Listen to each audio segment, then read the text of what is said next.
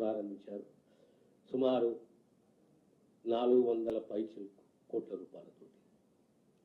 Nursing అనేది చాలా ముఖ్యమైన ప్రొఫెషన్.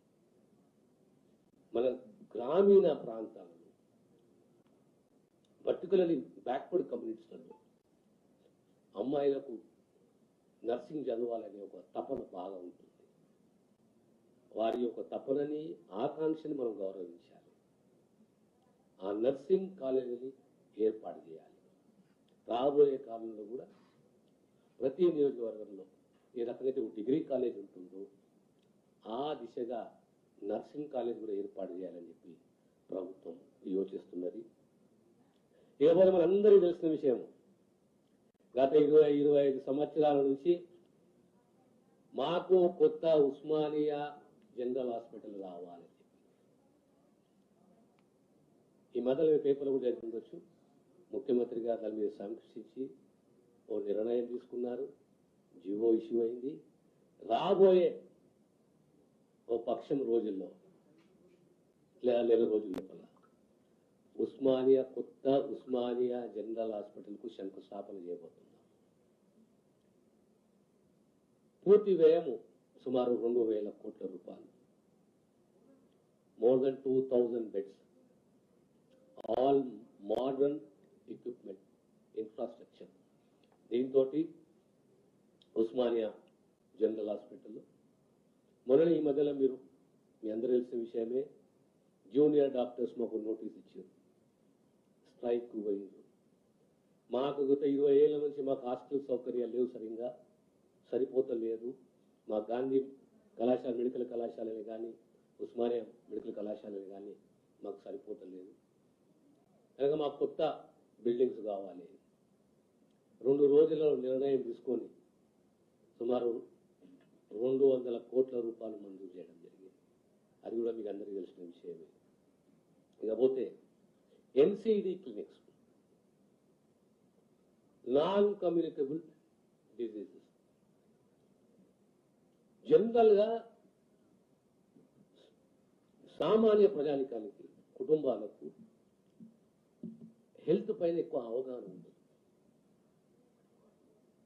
ప్రత్యేకంగా ఎన్సిడి అంటే ఒక క్యాన్సర్, డయాబెటీస్, హైపర్ టెన్షన్ లేదా హార్ట్ అటాక్. ప్రత్యేకంగా ఎన్సిడి క్లినిక్స్ ని ప్రత్యేకంగా ఏర్పాటు చేయాలి. ప్రత్యేకంగా ఏర్పాటు చేసి స్క్రీనింగ్ అనేది చాలా ముఖ్యం. డయాబెటీస్ కు టెస్టింగ్ చాలా ఇంపార్టెంట్, క్యాన్సర్ కు స్క్రీనింగ్ చాలా important. Cancer mobile screening vehicles తీసుకురాబోతున్నాం పెద్ద ఎత్తున. ప్రతి జిల్లాకు ఒక క్యాన్సర్ స్క్రీనింగ్ వెహికల్ ఉండాలి. దానికి అనుగుణంగా 4 cancer centres with linear accelerators, bunkers. అంటే కాన్సెప్ట్ ఏంటి అంటే 90% ట్రీట్మెంట్ ఆ జిల్లాలలో జరగాలి. సూపర్ స్పెషాలిటీ అవసరం ఉంటే నగరానికి రావాలి, లేదా 90% ట్రీట్మెంట్ జిల్లాలో జరగాలని ఒక ఆలోచన. ఇకపోతే మనకు సబ్ సెంటర్స్ కానీ, ప్రైమరీ హెల్త్ సెంటర్సే కానీ, సిఎస్సీలే కానీ, ఏరియా హాస్పిటల్సే కానీ, ఒక సబ్ సెంటర్ కు ప్రైమరీ హెల్త్ సెంటర్ కు యావరేజ్ గా ఎంత డిస్టెన్స్ ఉంటుంది? ముఖ్యంగా గిరిజన ప్రాంతాలలో టైం ఎక్కువ తీసుకుంటుంది. ఎన్ని సబ్ సెంటర్లు అవసరం ఇంకా అనేది ఒక అంశము. మనకు కనీసము సబ్ సెంటర్లు 300 పైచిలకు సబ్ సెంటర్లు అవసరం. ప్రైమరీ హెల్త్ సెంటర్లు కనీసం 120 ప్రైమరీ హెల్త్ సెంటర్లు అవసరం. ఈ సబ్ సెంటర్లు, ప్రైమరీ హెల్త్ సెంటర్లు లేదా బస్తీ దవాఖానలు, పల్లె దవాఖానలు పాపులేషనే కాకుండా డిస్టెన్స్ కూడా దృష్టిలో పెట్టుకోవాలి. ఇంత జనాభాకు ఒక పిఎస్సి, ఇంత జనాభాకు సబ్ సెంటర్ అని కాకుండా డిస్టెన్స్ కూడా దృష్టిలో పెట్టుకునేసి నిర్ణయం తీసుకోవాలి. ఆ విజన్ తోటి ఈ ప్రభుత్వం పనిచేస్తున్నది. ఇకపోతే మీరు చూశారు 33 ట్రాన్స్జెండర్ క్లినిక్స్. ఇది చరిత్ర. ట్రాన్స్జెండర్ క్లినిక్ అనేది ఇది చరిత్ర. మళ్ళీ ఇప్పుడు వాళ్ళు అడిగేది మాకు హనుమకొండకి ఇచ్చింది, మాకు వరంగల్కి ఇవ్వలేదు. ఎక్కడైతే అవసరం ఉన్నదో అక్కడ transgender clinic they are part of the society. We should respect them, we should protect them అనేది ప్రభుత్వ కమిట్మెంటు, ప్రభుత్వ బాధ్యత. ఇక తరచుగా పేపర్లో వస్తుంటుంది మందుల కొరత అని చెప్పేసి. కంటిన్యూగా సిస్టమేటిక్ గా ప్రతి నెల కనీసం డ్రగ్స్ కు 50 కోట్ల రూపాయలు విడుదల చేస్తున్నారు. ఒకటి 33 జిల్లాలు, కానీ సెంట్రల్ మెడికల్ స్టోర్స్ ఎన్ని ఉన్నాయంటే 12. ఈరోజు 12 కాక ప్రతి జిల్లాకు ఒక సెంట్రల్ మెడికల్ స్టోర్ ని ఏర్పాటు చేశారు. Every district has one central medical store. ఎక్కడ కూడా డ్రగ్స్ లేవు, మందులు లేవు, మందుల కొరత ఉందనే కంప్లైంట్ రాకూడదు. So every district head quarters has one central medical store. కొన్ని టెంపరరీ సెంటర్లో పెట్టాము, కొన్ని పర్మనెంట్ స్ట్రక్చర్లో పెట్టాము. ఓవరాల్గా ఒక సిఎంఎస్ కు కనీసం 4 కోట్ల రూపాయలు వస్తాయి. అవి కూడా మంజూరు చేశాము. రెండు చాలా ప్రధానమైన అంశాలు. ఒకటి కేంద్ర చట్టాలు, రెండోది హెచ్ఓడి పోస్టులు. మన హెచ్ఓడి పోస్టులు ఆంధ్ర రాష్ట్రానికి పోయాయి. మనం ఇన్ఛార్జ్ల వ్యవహారంతో నడిపించుకున్నాం. డ్రగ్సే కానీ ఒక 5 పోస్టులని క్యాబినెట్ పెట్టి మంజూరు చేయించాము. ఇంకో 4 పోస్టులు ఉస్మానియా ప్రిన్సిపలే కానీ సూపరింటెండెంట్ కానీ ఇవి కూడా మనం మంజూరు చేసుకోవాలి. ఇన్ఛార్జ్లు కాదు, మనం మంజూరు చేసుకోవాలి. అదే రకంగా కేంద్ర చట్టాలు చాలా చాలా ముఖ్యమైనవి. ప్రధానంగా ఈ శాఖకు సంబంధించి ఇప్పుడు clinical establishment act, PCPNDT act, ART act, drugs act, FSSAI act, ఇవన్నీ ప్రధానమైన చట్టాలు. ఆర్గన్ ట్రాన్స్ప్లాంటేషన్ యాక్ట్, మన దగ్గర జీవన్ దాన్ ఉన్నది, but we have not adopted organ transplantation act. Jeevan Dan అనే కాన్సెప్ట్ తమిళనాడుకు తీసుకొచ్చుకొని మనం నడిపిస్తున్నాము. కానీ ఇక్కడ కూడా ఆర్గన్ ట్రాన్స్ప్లాంటేషన్ యాక్ట్ అనేది ఎక్కడ కూడా మనం యాక్ట్ ని కంప్లీట్ గా అడాప్ట్ చేసుకోలేదు, ఇంప్లిమెంట్ చేసుకోలేదు. ఇప్పుడు organ transplantation act government of ఇండియాది తెలంగాణ రాష్ట్ర ప్రభుత్వం అమలు చేయబోతుంది, అడాప్ట్ చేసుకుంటుంది. అదే రకంగా క్లినికల్ ఎస్టాబ్లిష్మెంట్ యాక్ట్, ఎక్కడ కూడా ప్రైవేట్ హాస్పిటల్సే కానీ క్లినిక్సే కానీ పేదవాన్ని దోచుకోకూడదు. యాక్ట్ ఏమని చెప్తుందో ఆ యాక్ట్ అంశాలను ఇంప్లిమెంట్ చేయాలి. మీ హెచ్ఆర్ఏ కానీ, మీ రిజిస్టరే కానీ, ఫైర్ సేఫ్టీయే కానీ, what are the major basic directions given by the central government through that act should be implemented. There is no compromise on that. There is no negligence on that. There is no indifferent attitude of the government on these issues. We are very strict. We want to implement it. అందులో ఇంకా 2 అంశాలు ఉన్నాయి. Food safety, FSSAI. ఈరోజు మీరు చూశారు వార్తలు, ఇప్పుడు ముఖ్యమంత్రి గారు 3 వెహికల్స్, మొబైల్ టెస్టింగ్ వెహికల్స్ ఈరోజు ఇంట్రడ్యూస్ చేశాము. రాబోయే కాలంలో ప్రతి జిల్లాకు కనీసం ఒక మొబైల్ టెస్టింగ్ యూనిట్ ఉండాలి. ఫుడ్కు సంబంధించి, ఆహారానికి సంబంధించి ప్రతి జిల్లాలో ఒక వెహికల్ ఇంట్రడ్యూస్ చేస్తాం. ఇంకో అంశం ఏంటంటే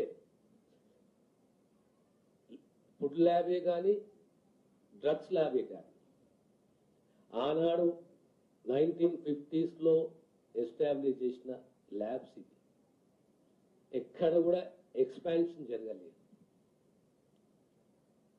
number of food joints have increased, number of hotels have increased, కానీ టెస్టింగ్ కెపాసిటీ పెరగలేదు. ఇప్పుడు 4 ప్రాంతాలలో ఫుడ్ ల్యాబ్స్ అవసరం ఉంది.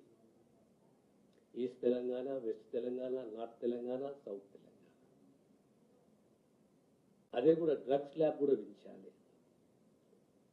డ్రగ్స్ లో ఇన్స్పెక్టర్ హెచ్ఆర్ పెంచాలి.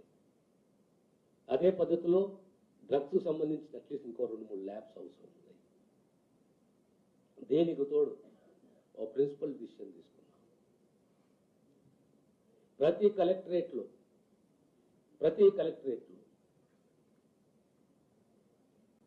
ఖచ్చితంగా ఒక ఫుడ్ ఇన్స్పెక్టర్ ఆఫీస్ ఉండాలి. ప్రతి కలెక్టరేట్లో ఒక డ్రగ్ ఇన్స్పెక్టర్ ఆఫీస్ ఉండాలి. టోల్ ఫ్రీ నంబర్ ఉండాలి. కలెక్టరేట్ ఆఫీస్ పోతాను, కంప్లైంట్ ఎవరికి ఇవ్వాలి? ఒక హోటల్ హైజీనిక్ కండిషన్స్ లేవు, ఫుడ్ బాగా లేదు, అడల్టరేటెడ్ ఫుడ్ ఉన్నది, లేదు మెడికల్ స్టోర్స్ లో ఎక్స్పైర్డ్ డ్రగ్స్ అమ్ముతున్నాడు, స్ప్యూరియస్ డ్రగ్స్ అమ్ముతున్నాడు. కంప్లైంట్ ఎవరికి ఇవ్వాలి? కలెక్టర్కి ఇవ్వాలి. కానీ ఆ శాఖకు సంబంధించిన కంప్లైంట్ ఎక్కడ ఇవ్వాలి? అంటే ఖచ్చితంగా ఒక డ్రగ్ ఇన్స్పెక్టర్ ఆఫీస్ ఉండాలి, ఒక ఫుడ్ ఇన్స్పెక్టర్ ఆఫీస్ ఉండాలి. ఓవరాల్ గా ప్రధానంగా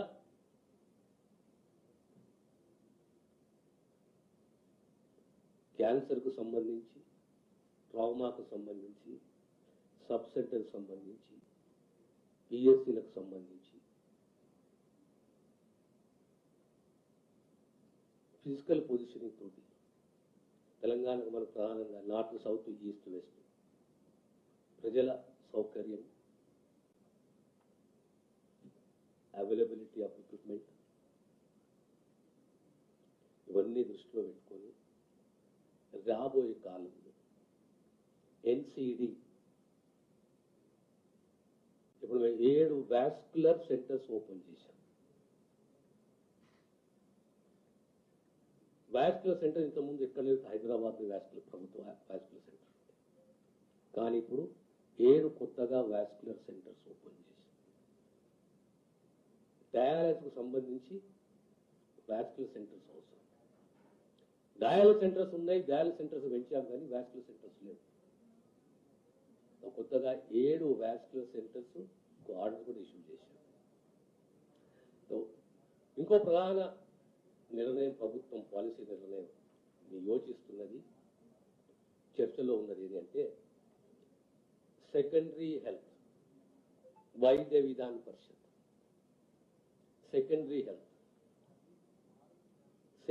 హెల్త్ ని సొసైటీ కాదు, సెకండరీ హెల్త్ ని ఏ రకంగా స్ట్రెంథెన్ చేయాలి?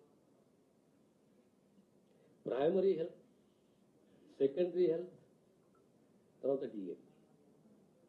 సో సెకండరీ హెల్త్ ని ఏ రకంగా స్ట్రెంథెన్ చేయాలి అనే ఒక పాలసీ నిర్ణయం ప్రభుత్వం తీసుకోబోతుంది. దానికి తోడు ఐపీ పెరుగుతున్నది, ఇన్ పేషెంట్.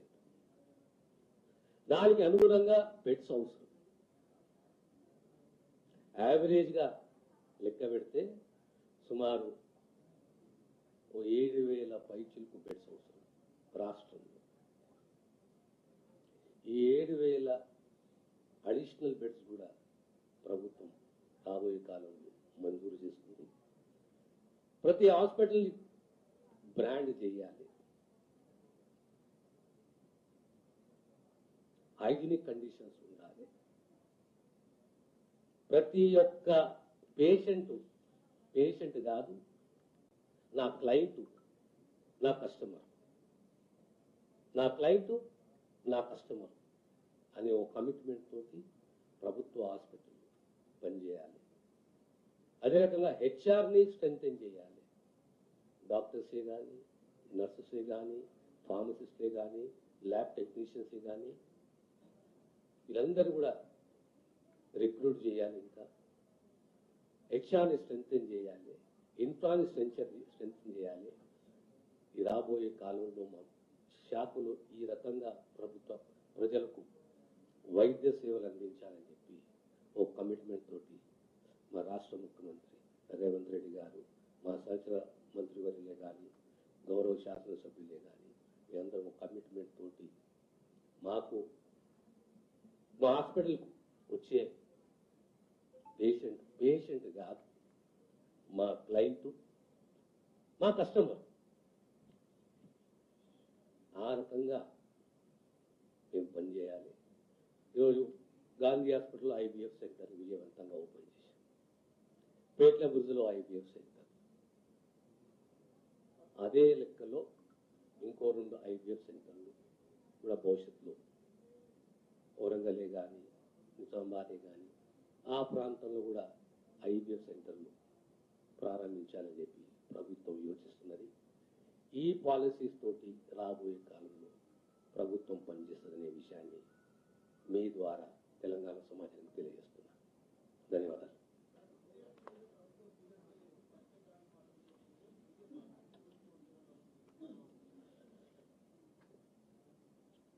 ప్రభుత్వము 2 అంశాలపైన చాలా సీరియస్ ఉంది. ఒకటి డ్రగ్స్, రెండోది spurious drugs, expired drugs and food. దీనిపైన ప్రభుత్వం కమిట్మెంట్ ఉన్నది. ఇప్పటికీ ఫుడ్ యాక్ట్ ద్వారా 6,000 తనిఖీలు జరిగినాయి, టెస్టులు జరిగినాయి. 60 లక్షల రూపాయల దాకా జరిమానా విధించడం జరిగింది. ఎక్కడ కూడా ఫుడ్, డ్రగ్స్, హాస్పిటల్ సర్వీసెస్ కాడ ప్రభుత్వం ఎక్కడ కూడా నిర్లక్ష్యమే కానీ, ఇండిఫరెంటే కానీ ప్రభుత్వం ఎక్కడ లేదు, ఉండదని కూడా మీకు తెలియజేస్తుంది.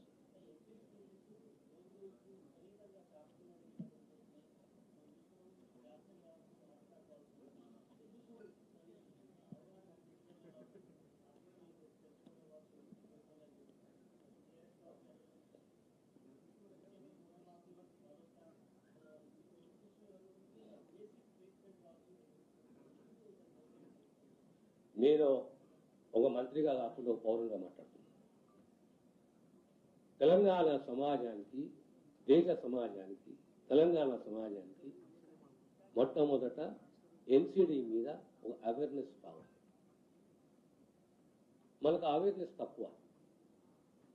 జ్వరం వస్తే డాక్టర్ దగ్గరికి పోతాం, అందుకు జ్వరం తీవ్రంగా ఉంటే డాక్టర్ దగ్గరికి పోతాం, గోరీలో ఇంజక్షన్ తీసుకొని వస్తాం. కాలు ఉబ్బుతున్నాయి, కాలు ఎందుకు ఉబ్బుతున్నాయో నాకు తెలియదు.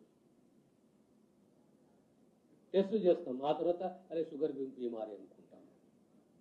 కానీ ఎంత తీవ్రత ఉంటుంది షుగర్ తీరని నాకు తెలియదు. ఎన్సిఈడిలో awareness is number 1, regular testing is number 2, plus screening for cancer is number 3. అందు గురించి మీకు ఒక మాట అన్నాను నేను. ప్రత్యేకంగా ఎన్సిడి క్లినిక్స్ని జిల్లా స్థాయిలో కానీ, తాలూకా స్థాయిలో కానీ, ఏరియా హాస్పిటల్లో కానీ ప్రత్యేకంగా ఆ పేషెంట్ తెలిపోవాలి, అర్థం కావాలి. నాకు ఈ బీమారీ, షుగర్ బీమారీ, లేదా క్యాన్సర్ ఇనిషియల్ స్టేజ్లో ఉంది, నేను ట్రీట్మెంట్ తీసుకుంటే నేను బయటపడతాను. నాకు డయాబెటీస్ వచ్చింది, ఇలాంటి ఫుడ్ హ్యాబిట్స్తో నేను సేఫ్గా ఉంటాను అని ఫస్ట్ నాకు అది అర్థం కావాలి. ఆ తర్వాత అదిని ఆచరించాలి, నాకు గైడెన్స్ కావాలి. అదే NCD clinics, strengthening of NCD clinics is the most important subject in present Telangana society.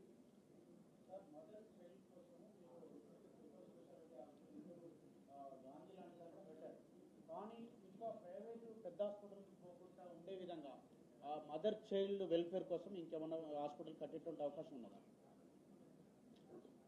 అదే నీడ్ బేసిస్లో మనం ఆలోచన చేయాలి. నీడ్ బేసిస్లో మీకు ఒక మాట చెప్పాను, ఇన్ పేషెంట్ పెరుగుతున్నది. ఇన్ పేషెంట్ పెరిగినప్పుడు ఏం చేయాలి? ఆఫీషియల్గా మేము బెడ్స్ శాంక్షన్ చేయాలి. ఓవరాల్ ఎన్ని అవసరం ఉన్నాయి? 7,000 పైచిలకు బెడ్స్ అవసరం.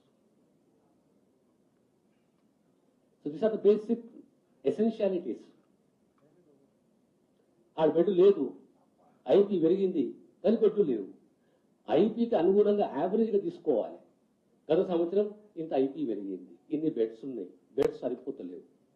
యావరేజ్గా 2-3 years తీసుకుంటే వాళ్ళ హాస్పిటల్కి ఒక 50 పడకలు ఇంకా 100 పడకలు అవసరం ఉన్నది. ఆ పాలసీతో గవర్నమెంట్ సార్, నగరంలోని 4 వైపులా సూపర్ స్పెషాలిటీ ఆసుపత్రుల నిర్మాణం చేపట్టింది. ఇప్పుడు ఏ స్థాయిలో ఉంది ఆ నిర్మాణం? ఎప్పటిలోగా అందుబాటులోకి వస్తుంది? నేను అనుకుంటాను ఇంకొక 1 year, 1.5 yearలో కంప్లీట్ అవుతుంది. 1.5 yearలో ఆ కన్స్ట్రక్షన్ పని అనేది కొనసాగుతుంది. పాలసీ ఏముండాలి? Basic is what should be the policy of the government. Where is the lacuna, where is the deficiency?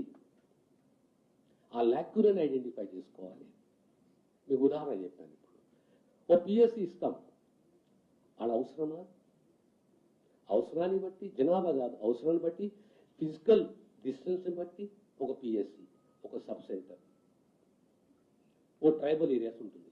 Tribal ఏరియాలో ఒక మండలి 50 కిలోమీటర్లు ఉంటుంది, 60 కిలోమీటర్లు ఉంటుంది ఒక మండలం. దానికి ఎన్ని అంబులెన్స్లు అవసరం? ఒక పాలసీ అనుకున్నాం అనుకో, మండలికి ఒక అంబులెన్స్ అంటే అది సరిపోదు.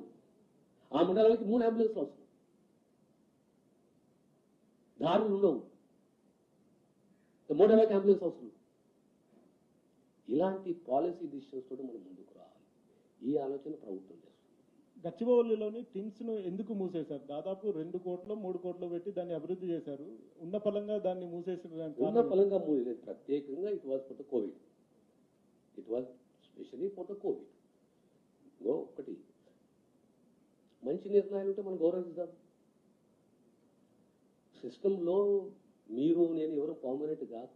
Wear all part of the system. ఏ రాజకీయవేత్తరైనా ఎవరైనా సిస్టమ్కు నేను రాజుని, నాదే నడవాలి అంటే అది మూర్ఖత్వం. ఇది సిస్టమ్. ఆ సిస్టమ్ని స్ట్రెంథైన్ చేసి మనం అందులో ఉండే ప్రయత్నం చేయాలి. Where all part of the system. Governments come, governments go. But what is the policy? లేకపోతే ఎన్సీడీ ఇంత మాట్లాడాలి. ఎందుకు మాట్లాడాలి నేను? It's connected to the common man. MCH connected to the woman, the poor woman, the pregnant woman. అదే రకంగా NCD connected to everybody. NCD ఎంత strengthen చేయాలి? ఒక గ్రామానికి పోతాం, కిడ్నీ ఫెయిల్. అదే రకంగా మనకు అర్థం కాదు. ఇప్పుడు వాస్కులర్ సెంటర్స్ మేము డయాలసిస్ సెంటర్స్ ఓపెన్ చేసి స్ట్రెంథెన్ చేసుకుంటూ వస్తున్నాం ఇంకా. కానీ వాస్కులర్ సెంటర్స్ ఏవి? Where are the vascular centres? అదే రకంగా ఇంకో ఆలోచన కూడా ఏంటి అంటే, పెద్ద పెద్ద హాస్పిటల్స్ ఉస్మానియా, గాంధీ, వరంగల్, MGM, నిజామాబాద్. కానీ ఏదో రకంగా హాస్పిటల్ అడ్మినిస్ట్రేషన్ కూడా స్ట్రీమ్ లైన్ చేయాలి. Hospital administration, treatment is 1, administration is 2. ఇంకో ఉదాహరణ చెప్పాలి మీకు, డ్రగ్స్ది. వేరు సెంట్రల్ మెడికల్ స్టోర్స్. ఇప్పుడు ప్రతి జిల్లాకు సెంట్రల్ మెడికల్ స్టోర్ వచ్చింది. సో ఎక్కడైనా సిస్టమ్ని లేకుండా ఎక్కడున్నా, లోపాలు ఎక్కున్నా దాన్ని సరిదిద్దే ప్రయత్నం చేసి స్ట్రెంథెన్ చేసే ప్రయత్నం చేయాలి. దానికి ఒక పాలసీ ఉండాలి. The Congress government believes in it. We are a part of the system. We try to strengthen the system. Ultimately, my aim ఏముంది? My patient is not my patient. He is my client. He is my customer.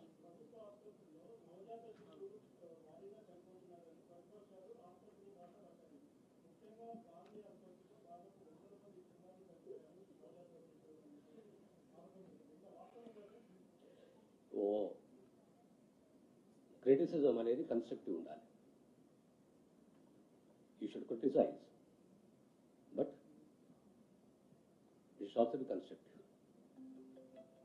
ఓ రాజకీయం గురించి, రాజకీయాల గురించి బుద్ధి తెలడానికి మాట్లాడితే కుదరదు. అది స్వపక్షాలు ఉంటాము, ప్రతిపక్షాలు ఉంటాము, సహజం రాజకీయాల్లో.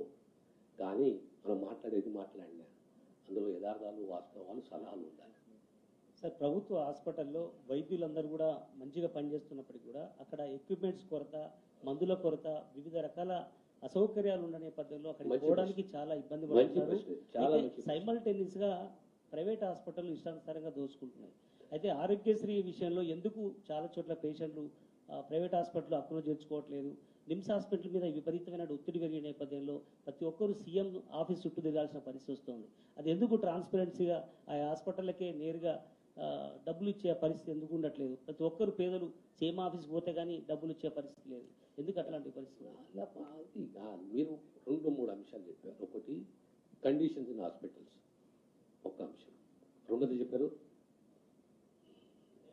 తీసుకోవట్లేదు. ఆరోగ్యశ్రీ చాలా చోట్ల క్రిటికల్ ఉందంటే హార్ట్ ప్రైవేట్ హాస్పిటల్స్ తీసుకుంటున్నాయి, వాళ్ళకు టైంకు పేమెంట్ జరగలే గతంలో. ఇప్పుడు రెగ్యులర్గా you can check the record, you can call for an RTA, you can check the record. Every month minimum of 60 to 70 crores we are paying to Arogyasri, through Arogyasri, to both the government hospitals and the empanel hospitals. దానికి తోడు మనం policy నిర్ణయం తీసుకున్నాం. All 50-bedded hospitals and above, they are given permission to get empaneled. ఎందుకు నిర్ణయం తీసుకున్నాం? ఆ common మ్యాన్కు, ఆ కుటుంబానికి, ఈ హాస్పిటల్ అయితే ఈ హాస్పిటల్ ఆ జిల్లాలో వాళ్ళకి ఆ సౌకర్యాన్ని కల్పించాలి. రెండోది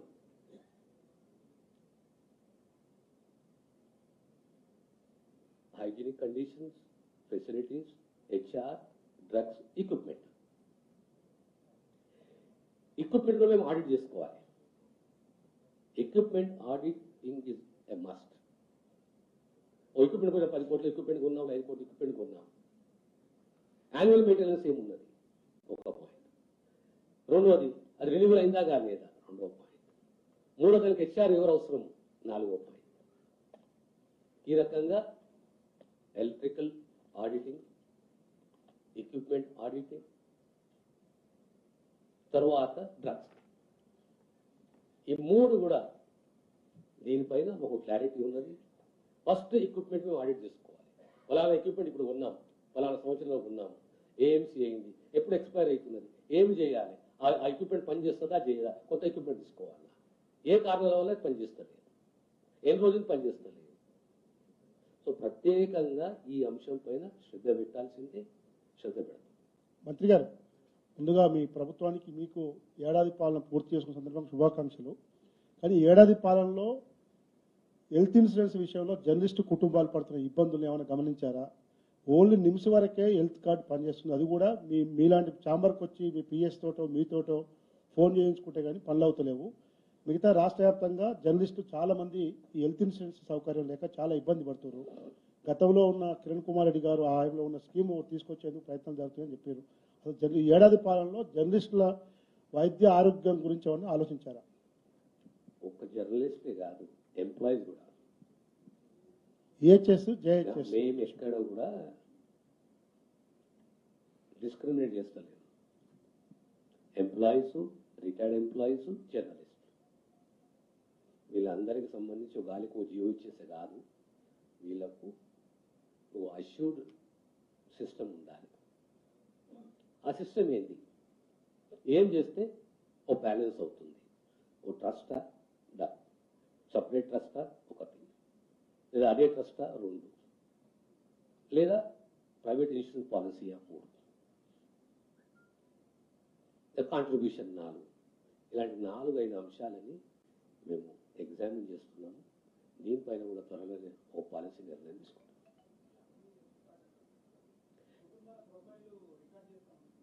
హెల్త్ కార్డ్ అనేది చాలా పెద్ద నిర్ణయం. హెల్త్ కార్డ్ అనేది ఆ కుటుంబము, ఇండివిజువల్గా ఆ కుటుంబంకి హెల్త్ ప్రొఫైల్ అనేది ప్రభుత్వం దగ్గర ఉండాలి. ఆ హెల్త్ కార్డు పైన ప్రభుత్వం పాలసీ నిర్ణయం తీసుకున్నది, త్వరలో దాన్ని ఇంప్లిమెంట్ చేస్తున్నాం. అందరికీ, ప్రతి ఒక్కరికి కార్డు అవసరం, కార్డు ఉండాల్సిందే. Okay, thank you very much.